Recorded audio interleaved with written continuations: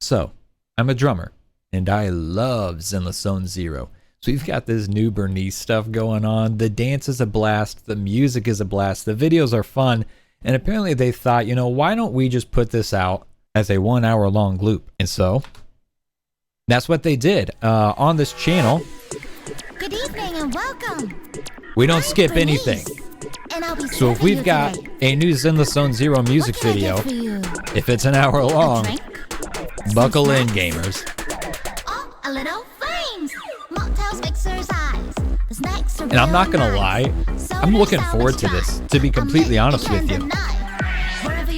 So, we'll continue the intro for just a minute here.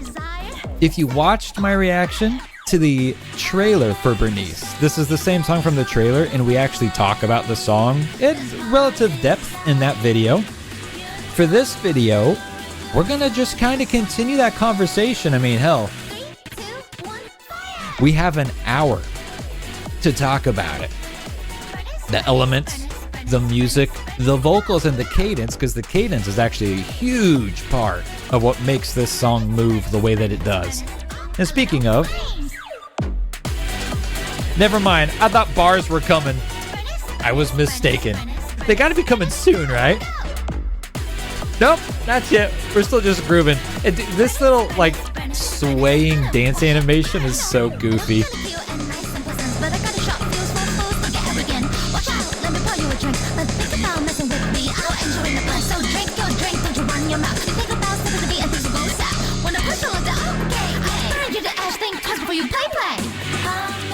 So that's a great example of the cadence and how much importance, like how important the role it is as far as keeping the motion going and the movement going, because a lot of the beat that we have in this song, you can listen to it right here on the chorus. One, fire.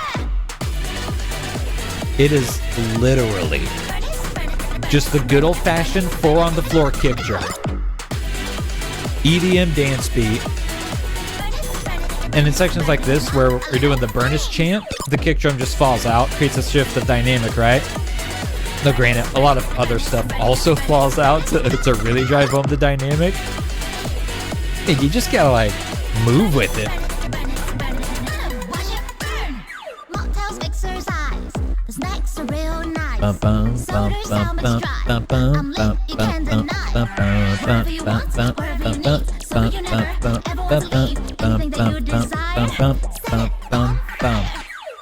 It's such a good bass line. And the interesting thing that I talk about this often with pop and dance, it's like the 4 on the floor kick drum. Some people hate it. It's overplayed. It makes the song sound too generic. Whatever. For me personally, as a drummer, it's undefeated. It doesn't get better than the 4 on the floor kick drum, because it's like the whole point of percussion is to count, correct? 1, 1, 2, 3, 4. 1, 2, 3, 4. That is the job of percussion, is to count the song out so that you can layer and build everything else on top of that. So whenever you do the most basic fundamental beat, you know, if the time signature is 4/4, that means we're counting to 4 for each measure. 1, 2, 3, 4, right? That's how it goes. So just put all 4 of those on the kick drum, and you have your count. You can do whatever else you want with the song, and that's what you hear all the time in this stuff. Other elements of percussion are going to be a lot more active. So like we've got the classic EDM snare build here, right? This doesn't count because this has to be in the song. And if you're not listening with headphones, it might be harder to pick up. I'm going to turn up the volume for just this round right here.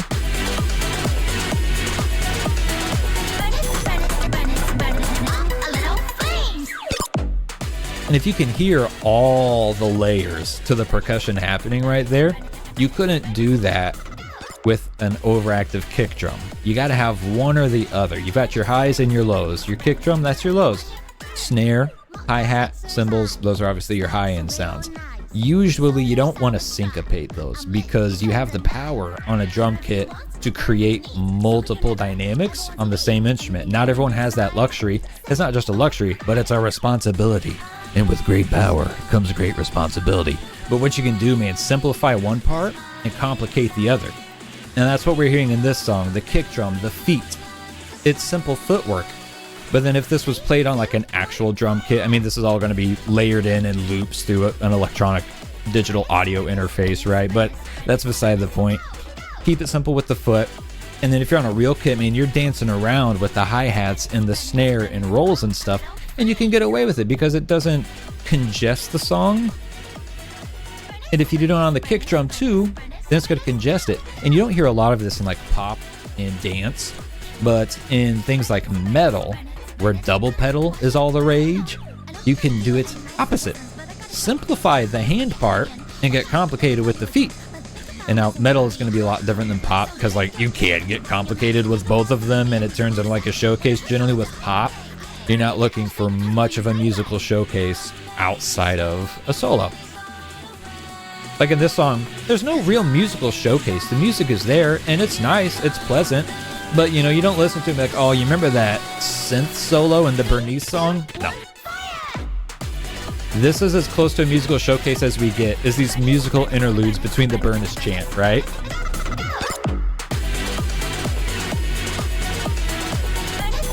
And there's nothing to it. It's not even really playing a medley. It's just following the notes of the songs, you know, and that's it. Like, there's no like movement or anything. It's so simple, but it's really well done. We're back to the start. Boop, boop, boop, boop, boop, boop, boop, boop, boop.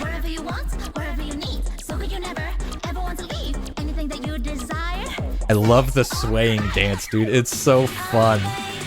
It's so fun and goofy.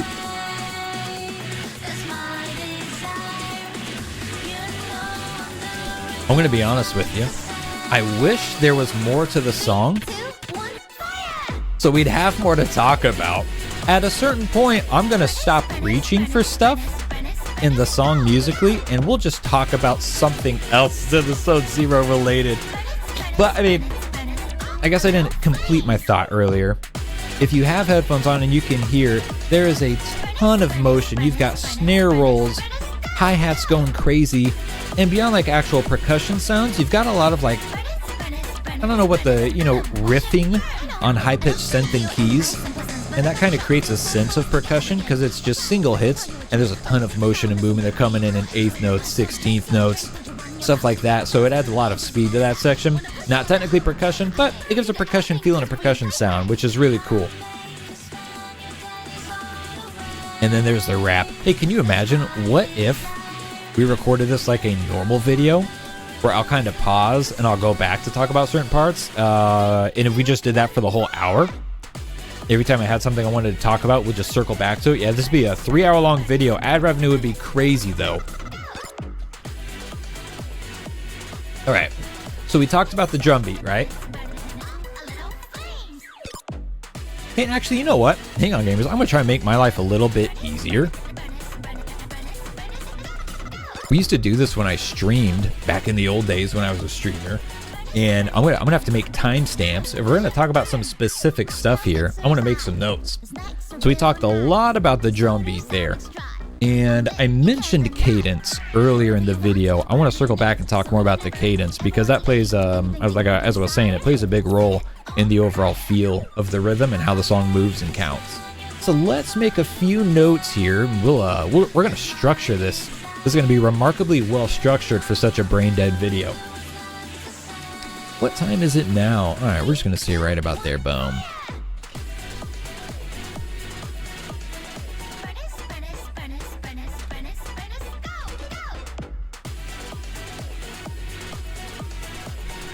Okay, this round. I think it's hard to remember the actual composition of this song when it just loops nonstop. I want to say after this run of instrumentals and chants, we go back to the start, right? Oh no, this is the rap. Okay. I wasn't prepared to try and talk about this. Damn it.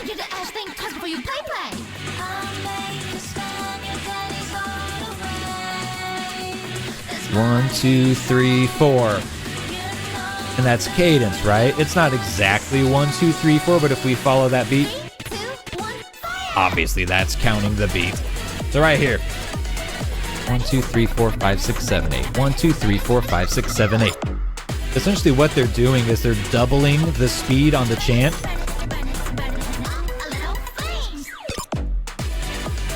So you take that 1, 2, 3, 1, 2, 3, 4, 5, 6, 7, 8. 1, 2, 3, 4, 5, 6, 7, 8. 1, 2, 3, 4. 1, 2, 3, 4. 1, 2, 3, 4, 5, 6, 7, 8. 1, 2, 3, 4, 5, 6, 7, 8. And they drop out the kick drum right there specifically, like we were just talking about. That's one of the sections where you've got the 4 on the floor kick, and then it pulls back to create a dynamic shift. As the kick drum pulls back, the cadence picks up, and you're essentially hitting 8th notes with the vocal delivery, and that's what gives you the cadence. It kind of gives you the count. And it's just a great way to mix that up. You could mix that up with an instrument, and I think a lot of times that's what most folks would do, just do like a full 2 measures of instrumental break. And that might even be a good spot for an instrumental showcase. If this wasn't dance, maybe that's what we would get. 1, 2, 3, 4. 1, 2, 3, 4. 1, 2, 3, 4, 5, 6, 7, 8. 1, 2, 3, 4, 5, 6, 7, 8. All right, so we talked about, you've got your quarter notes 4 on the floor. That's where you're just counting to 4. These are called 8th notes. It's literally double, right? So you go from 1, 2, 3, 4 to 1, 2, 3, 4, 5, 6, 7, 8, boom. And so the cadence is filling in those gaps. You could fill that in with other forms of percussion. There is percussion happening there, but it's not actually really structuring out the count. It's doing like fills and rolls, and they just rely on the vocals for that count there. And it creates a great dynamic shift while still providing motion and movement. And at some point, I won't be yapping over the rap, and we can yap about the rap. How about that, gamers? Wouldn't that be something?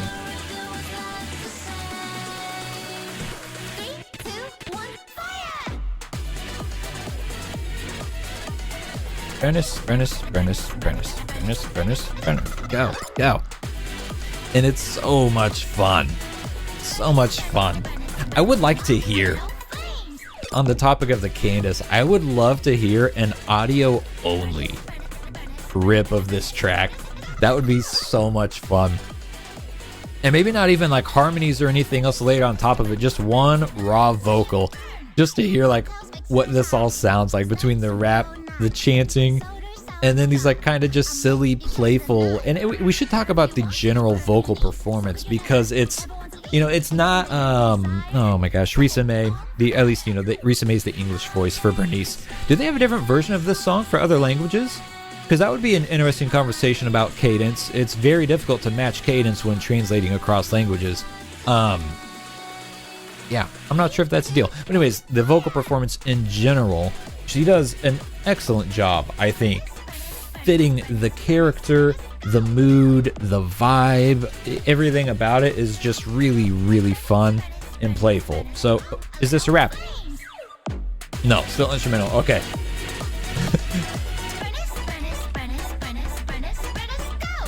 And beyond just having the cadence, which is such an important part, I feel like that's hard to overstate. Every delivery. Don't get arrogant. We're going to talk about that.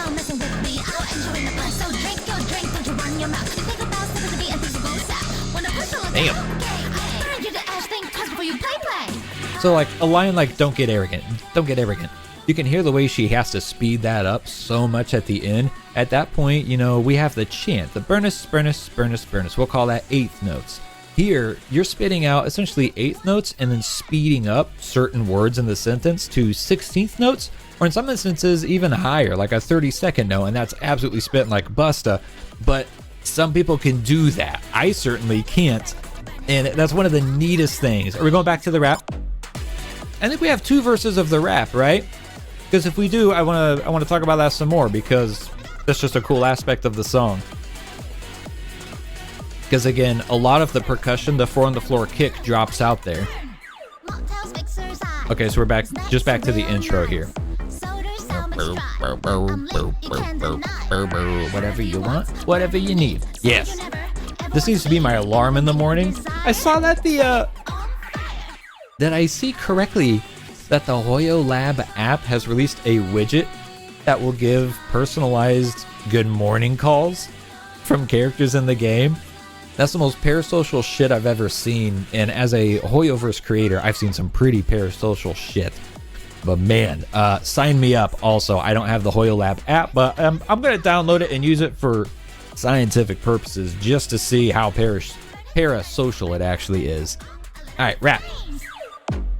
Oh my god. Every time I think it's the rap, it's just back to more music. This is crazy.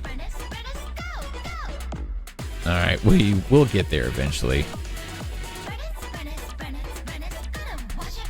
All right, bring it back.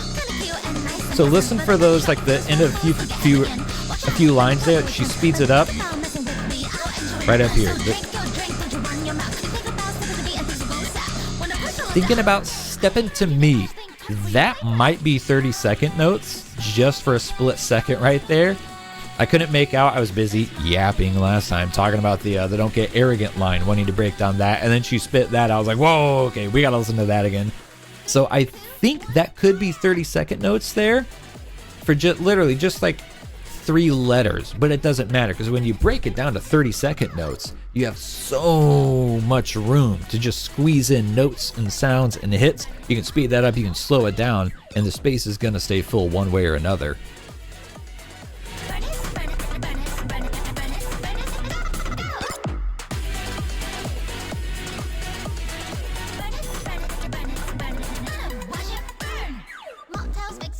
And then we circle back. Man, that bass line is so fun, and I don't recall hearing it much elsewhere in the song. I might be wrong. Let's listen. All right, so this is the first verse. Bum, bum, bum, bum. Oh, okay. So it's not present on the pre-chorus, but you have a snare roll, which is actually following the same pattern. That's a good way of carrying over momentum. All right, bass line.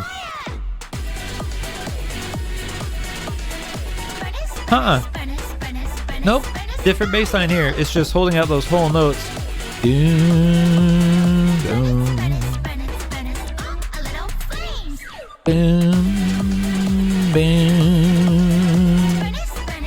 Yeah. I think it might be in there on the instrumental. No, I don't think it is. It's like it'll take in a few of those hits, a little bit of that motion, and then hold out the next note. I don't think it's really that active anywhere else in the song.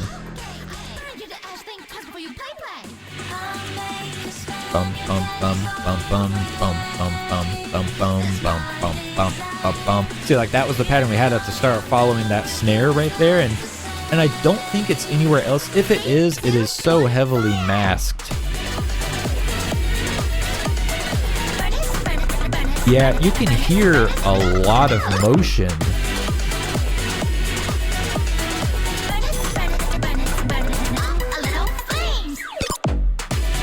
No, I really don't think it's there at all. There is a lot of motion, a lot of bounciness right there from other aspects of the song. I mean, you've got like a jillion different layers of instrumentation and percussion. Bum bum bum bum bum bum bum bum bum bum bum bum bum bum bum bum. That's so cool to me. We're back to the start of the song, right? Back to verse 1. That part is so cool. Now it almost feels like a shame that it's not elsewhere in the song other than the snare part right here. And even then, that's just that's following the pattern, but obviously totally different sound and everything.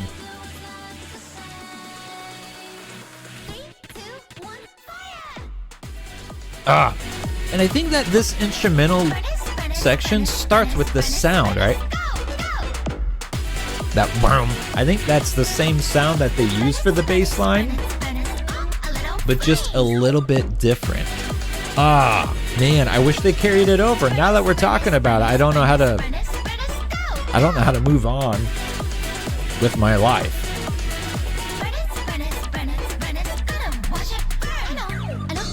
You know what I think? I think something that could really work here. What if... Hang on. Hear me out, gamers. Hang on. This doesn't count as cheating. I'm stepping away from the screen for like 10 seconds because I need to clear my throat and find something. Give me 1 sec. Yeah.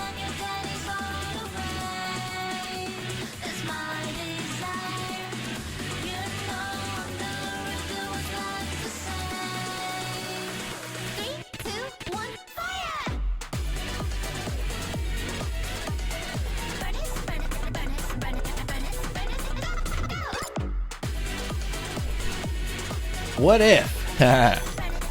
Gamers, what if?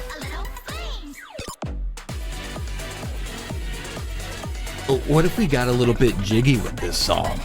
I mean, hell, there's only so much you can talk about. So what if we just quit talking the talk? Started walking the walk. Hell, I don't know how this is gonna work. Let's see.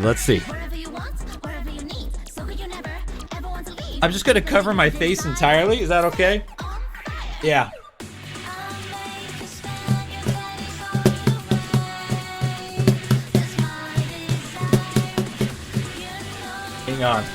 Hang on a second. Let's get this dialed in. If we're gonna do it, let's freaking do it. Let me get a little bit of how about a little bit of splash here? Testing. Oh yeah, that'll sound real nice. And let's see here.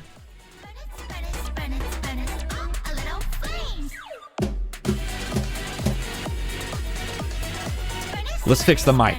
I'm gonna completely mess up my microphone setup, so it won't work as. It's not gonna work as well on my face, but it'll work better on the cajon for a quick little clip here. Hang on. You got a short fuse for fools. Don't get arrogant.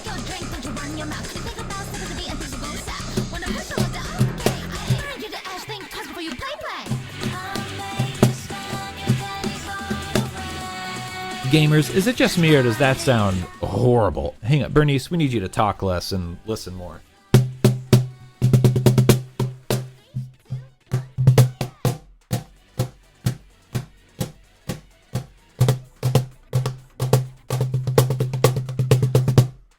Okay, I think we're getting it figured out. I just have to rest it on my belly like I'm Santa Claus and lean back in my chair, and I'm going to see if I can pull the mic forward at all. Let's do this for real, okay? Oh, shoot, hang on. Timestamps. My editor's going to hate me, FYI. My editor is me, and I am way ahead of you on that one. Okay.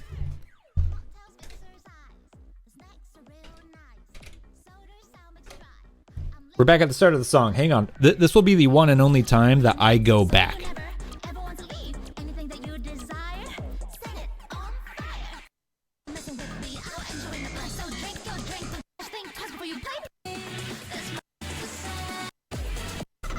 Alright. We're getting through the instrumental, and we're going to do the official cajon cover. Alright, let's go. Let's go!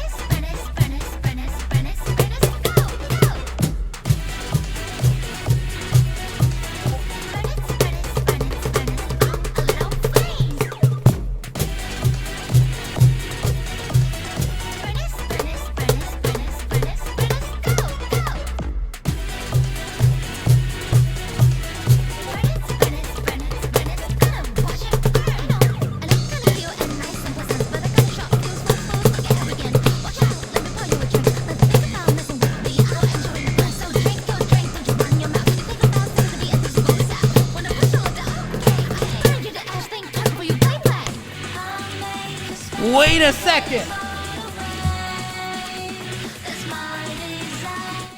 Cut the music. Hang on. Gamers. Hello? Yo, what's good? Hello? How you doing? Is that one AZRIAL Vanity? It is. It is indeed one AZRIAL Vanity. Wowie, you're never going to believe what you just interrupted. Oh, is it the best song I've ever heard in my life? It is. It's the better version of the best song you've ever heard. We just busted out the old cajon. and did a Cajon cover. Oh, let's go. Oh my god, no way. So you actually reacted to the whole hour of this thing? Yeah, the whole hour. We're currently at 24 minutes. And okay, can I ask what brought? Were you just like, no one's gonna react to the hour? It's gonna be me. I have to do it. That's pretty much it. Well, because I do. The sweet thing about the Zenless stuff is they do these special songs for every character, and they lean so heavily like more into pop. You know, it's not like Genshin where it's very orchestral and classical. Like Zenless Zone Zero music is a lot more up my alley, so I just really enjoy talking about it. And when they put out these special songs for every character, how can you not? You get to tell me I can spend an hour listening to this banging ass song with this funky ass dance, with the great looped animation. I know this is crazy. A treat, not a punishment. There was one character that didn't get an EP, wasn't there? No, it's freaking Jane Doe, of course, my favorite character. Yeah. That's right. I was gonna say I knew there was one that didn't get it. Yeah, but it's because she had like she had so much marketing material. She got a lot. Well, she had that special animation. That one. Wait, sorry, hold on. Oh. Okay, we're back. Sorry, I got a call on my phone and it interrupted my headphones. So I couldn't hear anything.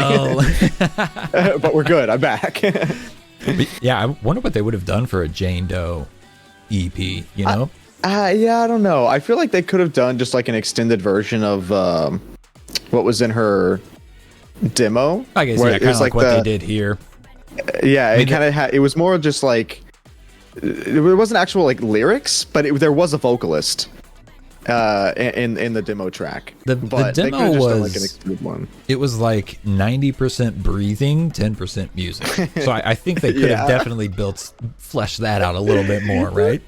Yeah, for sure. I mean, they could also do more breathing, I guess. But well, that's what we get at the end of every one of these CAJON videos. They're all just absolutely breathing into that mic. That is true. That is true. Yeah. No, but I do like Burnice's song.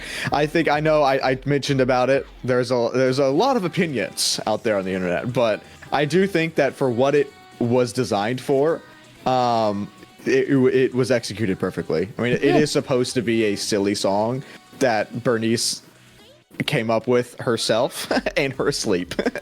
So I think it works pretty well for what it is. Well, yeah, it's neat that it was a dream come true for her and me, you know. And honestly, I think like 98% of the people who watch the video enjoy it. But for sure. So while we're on the topic of that, Vanity, you did a pretty detailed tweet about the like GOONER bait. And is it objectively bad? Is it objectively good?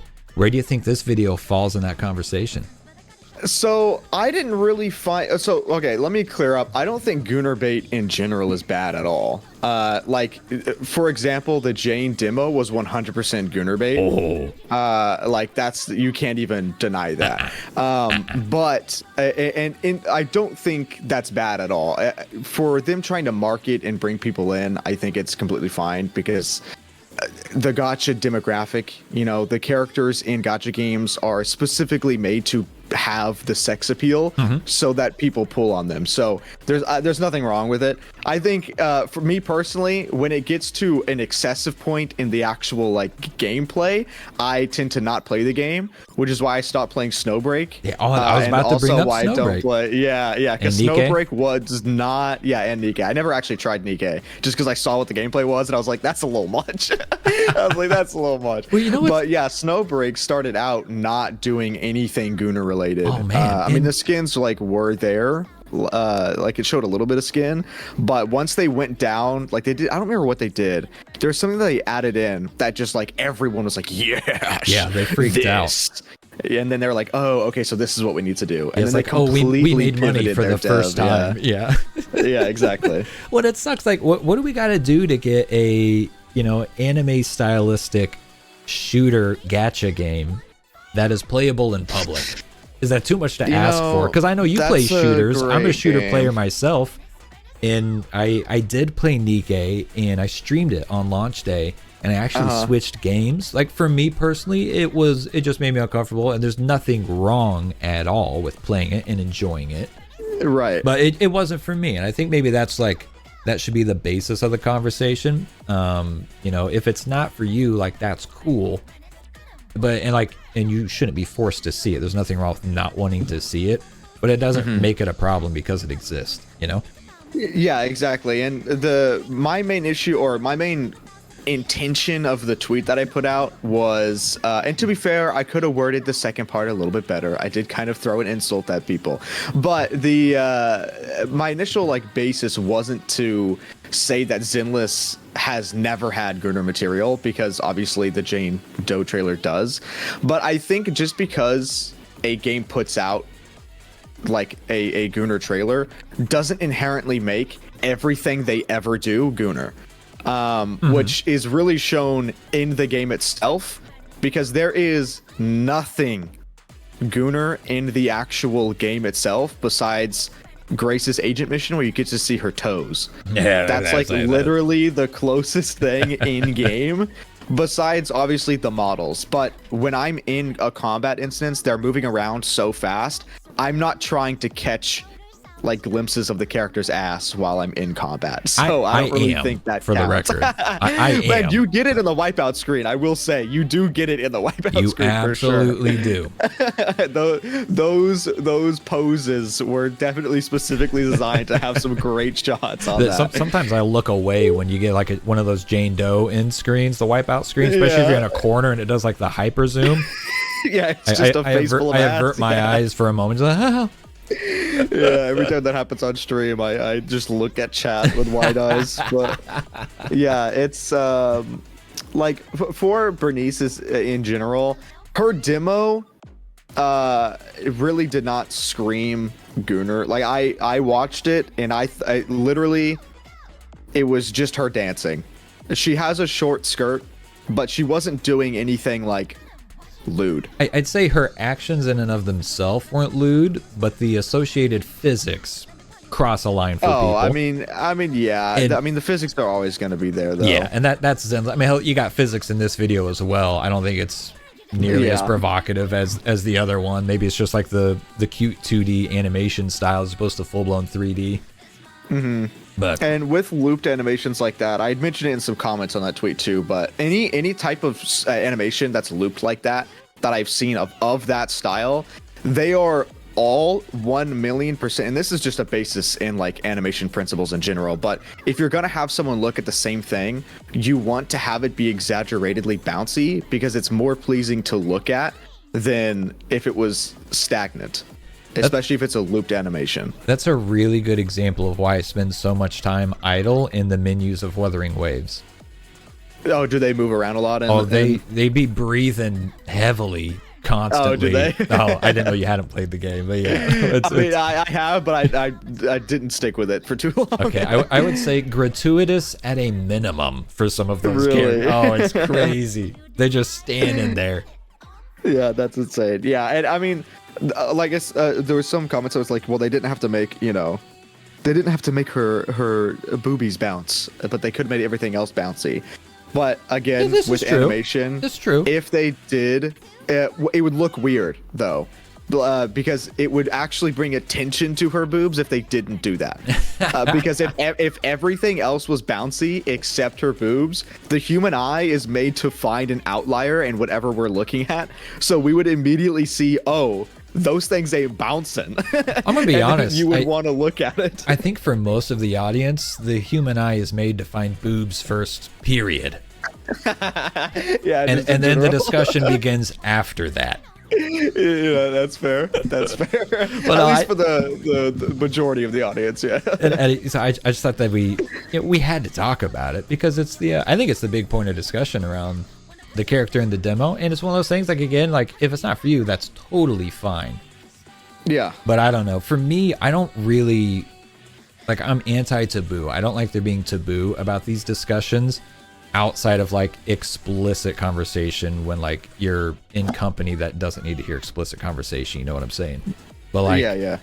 I feel like the word GOONER, coomer, when that stuff isn't used like in humor, like if you're not goofing off, like if someone like were to look at me and call me a gooner because I play Zenless Zone Zero, I think that would sound stupid as hell. Like, that's a term that has to be used with humor, in my opinion.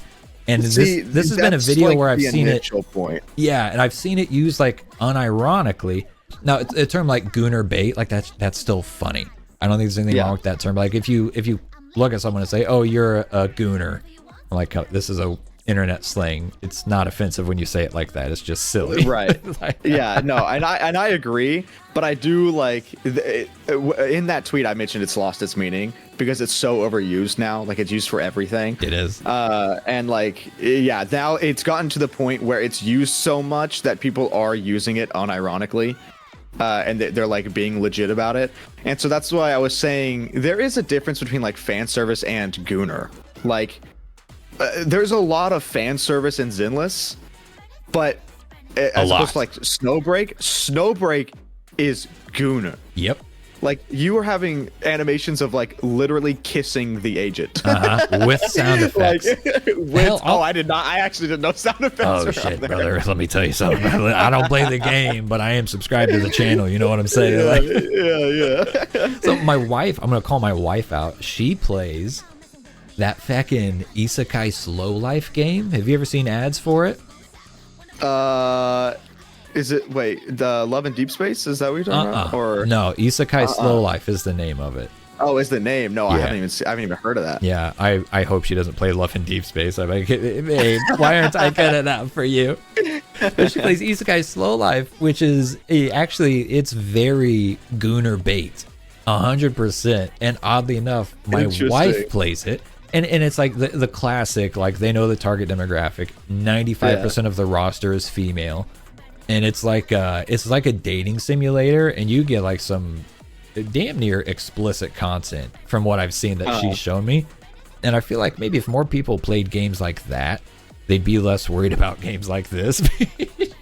Yeah, I do wonder if like people who do call it, if they've seen the other games. I mean, I know Nikkei is like very popular, but I don't know if people have really seen what like Snowbreak is doing. Yeah. But I think it's also, I was really confused. I don't know if did you read a lot of the comments on that tweet? No, it I haven't spent got a lot of time on traction. Twitter. I'm definitely on the Okay, blue sky so- trend right now. I'm not gonna lie. Honestly, I'm one of those I people. also just made one. It actually, the app loads, which Twitter doesn't 80% of the time. Oh. So Blue Sky is epic. Yeah. But yeah, anyway, so in the comments of that tweet, I think it's also not to sound mean to the people again, but I think they are a little chronically online when it comes, and again, they are Twitter users, but there were a lot of people that legitimately thought, or when they on their first watch through saw her shaking the shaker as an innuendo for a hand job. Yeah, see, like that's just too much. I feel like that's a massive like jump to conclusions. No, Yeah. she's shaking a drink shaker. Yeah, like right now, literally in my video right now, she's shaking the shaker. Like that's a reach. And again, if you've seen the Snowbreak trailers, which I have not seen any of them, definitely not all of them, they actually do that shit. Like they perform it's like actually I have seen that. Yeah, and not present. I don't know. Here. But again, like, there's nothing wrong with not liking it. If you feel like it's uncomfortable for you, I would never ask somebody to put themselves in a position to watch a video or play a game if it felt like, especially if they explicitly say like, yeah, not for me. I'll be like, okay, that's cool, I get it. Like, if there's sex appeal and you're not into sex appeal, or your religion dictates a certain way that you feel about that. I shouldn't have, I don't like that phrasing. I think that came out like aggressive. If your religion dictates it, you know, if you follow like a certain doctrine and you follow that closely, and this isn't for you or anything like that, like, that's all fine. That's all fine and dandy. And I think that it's important to recognize and respect that every bit as much as it's important to recognize and respect the fact that like something can exist with sex appeal, and it doesn't make it inherently bad. Yeah, for sure. And I know there is a big the sex appeal thing is never not going to be there in gacha games, which I'd mentioned before, because that just sells copies. But I do know that there is a large gacha with the release of Genshin. Gacha has definitely gone way past its original target demographic, and it's becoming extremely mainstream. And I think it's toned it down as a whole. Yeah, I think so too. I mean, you look at like some of those extenuating circumstances, like Nikkei, and it's like constantly like top 5, top 10 global grossing games. Most of the games that are that explicit don't perform like that, and especially prior to Genshin, they did not perform like that. And so now, you know, people saw the commercial success of Genshin and they realized like, oh, if we can appeal to people like starting at age 8 and we can get a rating that says so, and we can get parents to approve it and spend money on Christmas gifts and stuff like that, then they know like the demographic of targeting younger audiences, children, teenagers, is way too profitable to ignore. Yeah, it's I don't remember who it was. I think it was the like CEO of Epic Games or something recently came out and was saying that we're in like an evolution of gaming, because there's so many AAA games that are coming out with massive budgets that are just flopping harder than ever before. But then there's games, there are free to play games that are just popping off. And I do see everything, or not everything, but a large majority of gaming going towards the free-to-play model, and then just having like a bunch of microtransactions, which I'm not opposed to. Yeah, I think if you enjoy, like I actually like having a handful of games that are like your daily commission grinder type of games, you know. These happen to be gachas that I play, but that's not always the case with all games. I mean, hell, people can look at like Destiny and Warframe and say that those are a daily commission grinder, where you sign on every day, you get the rewards that you want, and then you save up for whatever big event is happening. And it's a lot different in those games because the currency systems are completely different. But, you know, just as an example, you know, like there's a daily objective, and yeah, I happen to like these, and I think if we want to go that deep and talk about the economics behind it, it's an interesting philosophy where I'll say, like, for me specifically, like in my community, I would say I'm a moderate spender. I have someone in my community who is a mega whale. I would say damn near Leviathan. And then like 2 of my mods are essentially free to play outside of Welkin. And it's cool that you can see this demographic of players and funds availability, and the impact that it all has on a game is basically nulled out because it all just meets in the middle and the game continues to grow. And it's like it's like a concept of everyone is pitching in a little bit out of a time. And so over the course of, you know, I would be curious to know what Genshin's lifetime sales are at this point, 4 years into the game, and compare that to a AAA game that releases with nothing beyond the initial release. And I think that it's just that it's not just the market, but it's literally the economy. And this is going to be specifically, you know, like United States. I can't speak to, you know, if everyone else is having a hard fucking time lately. But like, you know, we're not going to get into politics or anything about it. But most people would say like, oh yeah, money's really tight right now. So rather than dropping $70 on Metaphor Refantazia, rather than dropping $70 on that, because it's also worth noting that AAA game prices have gone up.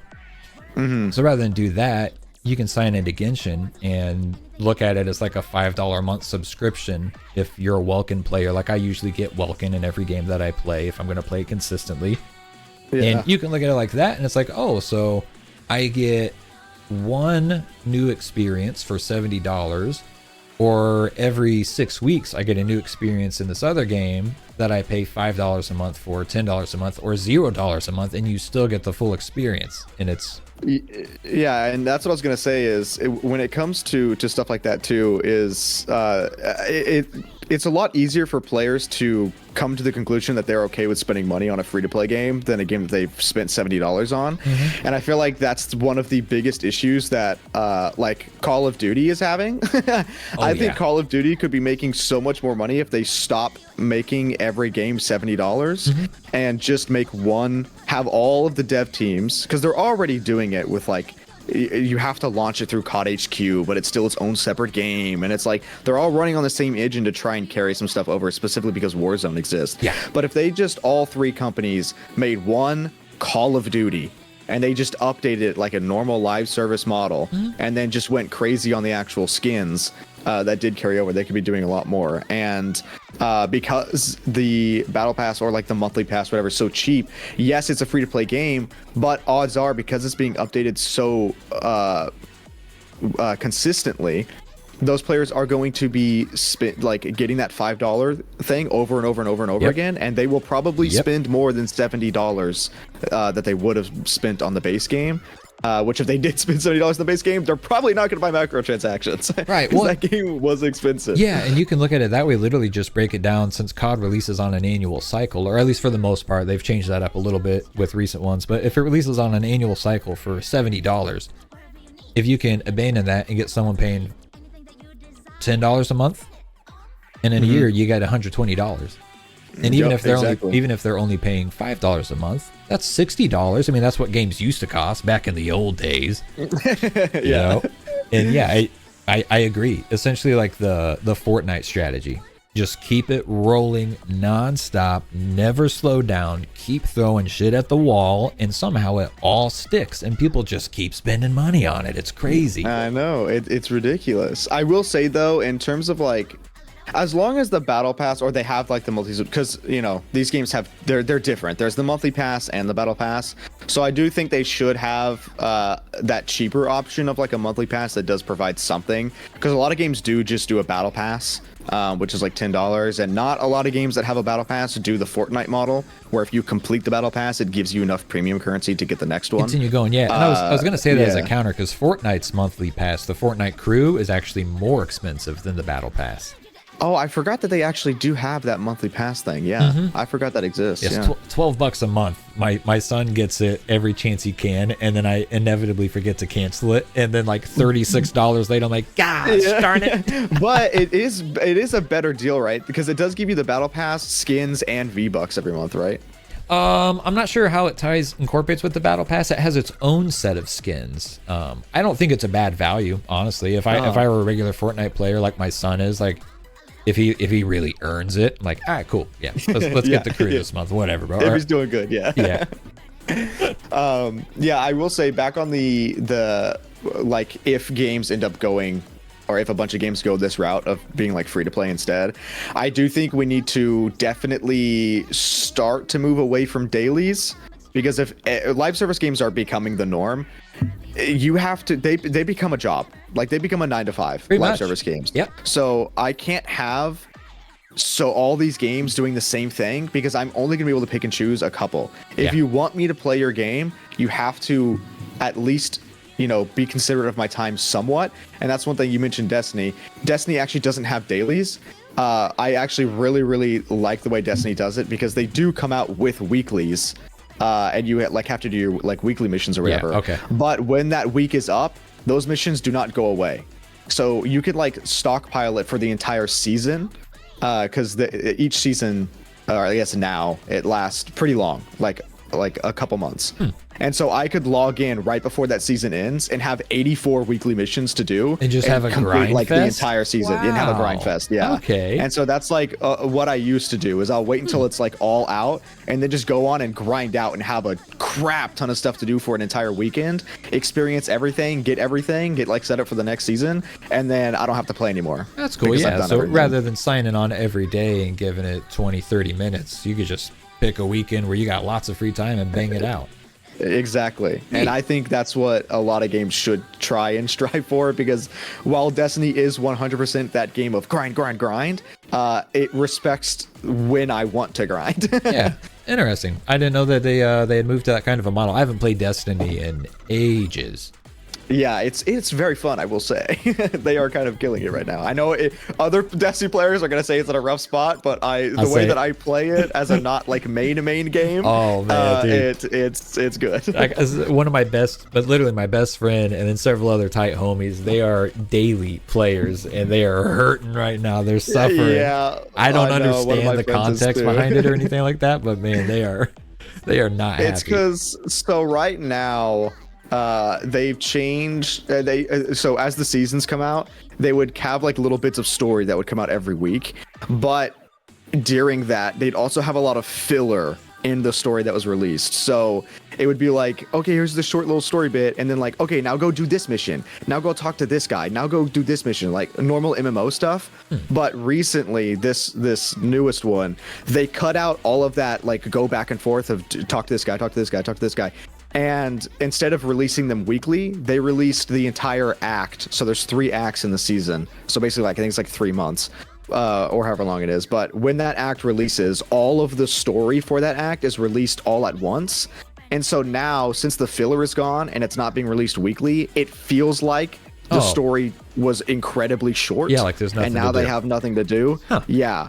That makes sense. But I actually think the way that they did it here is better, because I am getting to experience the story without all the filler, and then I can still do like all the other stuff later. It's just now what they are used to like having as quote unquote content is the filler, which is now gone.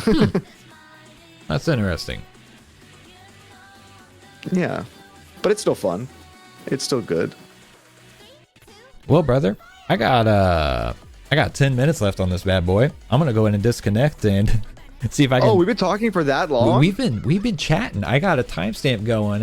24 minutes. You called in. Goodness. Does Discord give a timer? I mean, it probably does when we hang up, but yeah, I mean that works perfectly because I gotta go for I know you got those important planes at 5. Yes. So I gotta go. But have fun with the rest of that reaction, and thank you for having me on. Yeah, thanks for coming great by. to talk. I'll see you around. Thanks. See ya.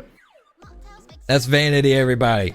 If you're not already subscribed, I'm definitely going to have a link to his channel in the description down below. And if I don't have a link down below, somebody comment and remind me, because I do be forgetting often.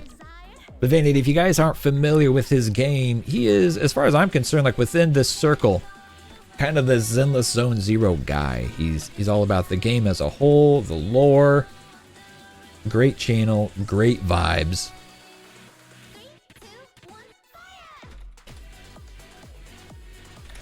I'm making timestamps so we can. This has actually been a really fun video. I'm not gonna lie.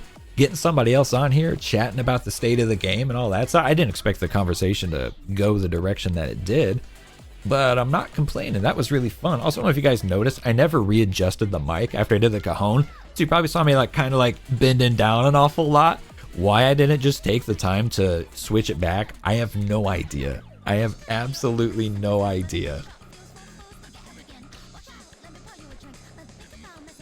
So let's circle back to the song, shall we?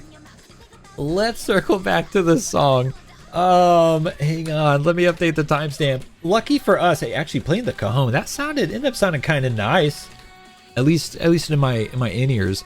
We'll see how we'll see how it sounds on the actual recording. Knowing my luck, it'll sound horrible. But I got one more thing. Let's take a peek here. Turn the music up.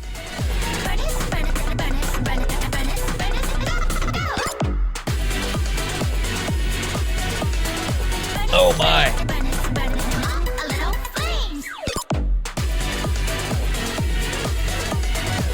That's a spicy meatball. We got the big boy here, the djembe. I will say, the thing about the djembe, it is my personal favorite hand drum that I own. I love the sound. It'll roar like thunder if you let it. However, there have been many instances where we have tried to record this bad boy. Oh shoot, it's like a dark color. It's gonna make my pasty white face glow like a vampire. Thanks, auto exposure on my camera. Just waving at my son. He drove by the window in his bike. Almost said in his car. Oh boy, that'd be a problem if he was driving. Anyways, in every single instance where I've tried to record in a studio with the djembe, it gets cut. And there have been at least 2 albums and multiple songs on each album. Actually, I think one of the albums we only tried 1 song. The other album, we ended up recording it for like 3 tracks and it all got cut. Apparently, the djembe is just really hard to get like a good sound and a good mix on. And I don't even know how I'm gonna hold this bad boy. So let's just start picking stuff. I mean, I guess technically a lot of times you hold it between your legs. What if you can't see it on camera? We're gonna change the angle on the mic, and then you're gonna watch me slap down between my legs for the next couple minutes. Speaking of gooner bait,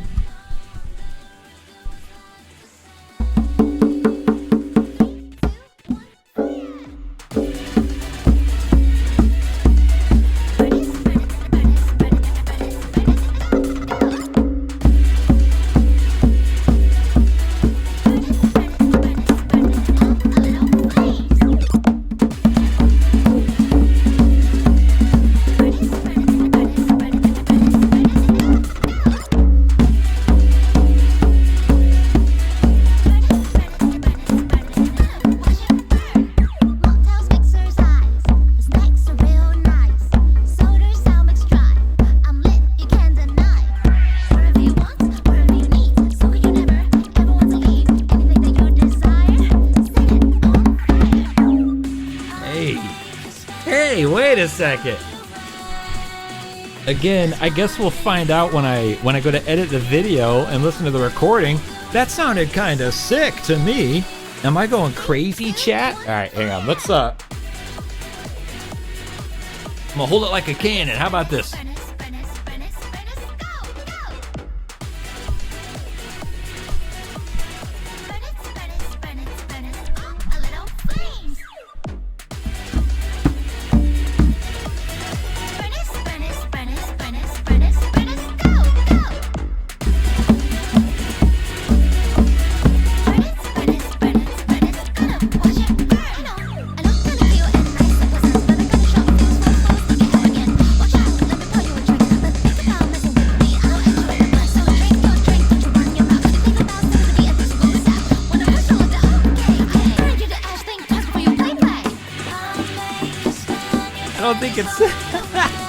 I don't think it's working as well as the Cajon did. I think I'm starting to see it.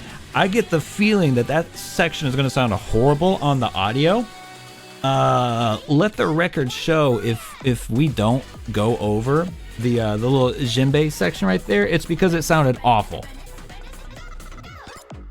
I think that would be the only exception to me cutting out any part of this hour-long loop, is if I actually messed up the audio. In which case, you know, it just is what it is. It just is what it is. How much time we got left here? We got, what, like 5 minutes? Probably?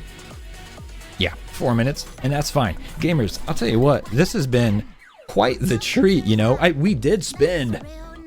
Oh, man, we talked about the music for the better part of half of this video. And then about half of it was spent with Vanity. And then we circled back to music talk and music performance even. And this video was actually, unexpectedly, extremely fun. And I'll tell you why. It felt like I was streaming again.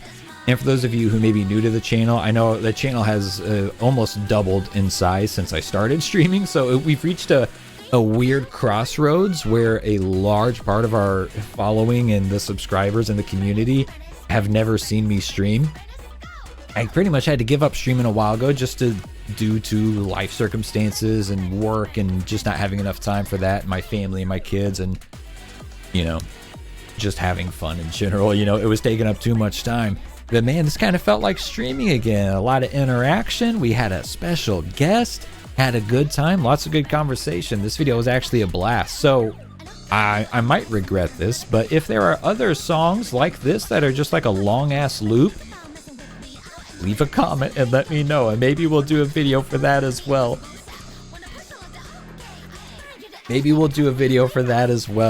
Can't make any promises, but I really enjoy this. I'm checking the timer because I've got a few other things I want to chat about before we end. It really was a blast. Okay, we gotta turn it back up for a few rounds here.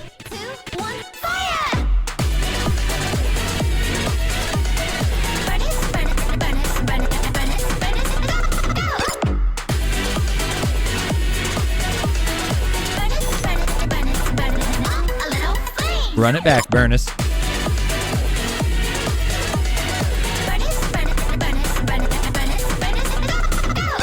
You got another one in you, sister? How about one more?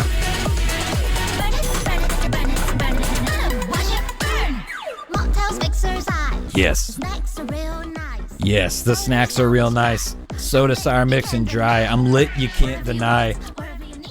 I hate that line. I'm not gonna lie, bro. I'm lit, you can't deny. That like, anyone could say that, including Burnice, and they would instantly have the most punchable face in the world. Oh my goodness. I never realized how much that line bothered me until I like gave it even the slightest bit of thought. We spent all of our time talking about music and talking about the economy of gacha games unexpectedly, and forgot to talk about the deep, meaningful lyrics behind the song. I mean, Burnice repeatedly, go, go. Yeah, burn it, Burnice. Burn it, Burnice. And that's deep and meaningful because she uses flamethrowers. And then right here, you know, Burnice, Burnice, Burnice. It's a mispronunciation of the name. We're going to say it's an intentional play on words with the name, mixing furnace with Burnice and burn, like burn, B-U-R-N, like fire, and together you get Burnice, and that's art. That's art as far as I'm concerned. Also, am I the only one who, whenever she's like behind the bar shaking the cocktail, am I seeing her antlers, whatever we want to call them? Am I the only one who sees that they say FIFA? Like, that's what I'm picking up on right here. Let's check it out.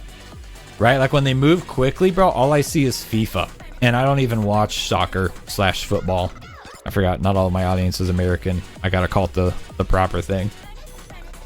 The old pigskin, brother. Hell yeah. American football. Here we go. It's wrapping up. Turn it up. Give us one last run, Burnice. Go.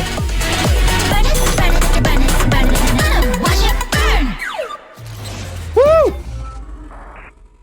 Hell yeah. That's what I'm talking about. Hey, what a good time that was. I accidentally turned my microphone down, so that that was a little bit weird.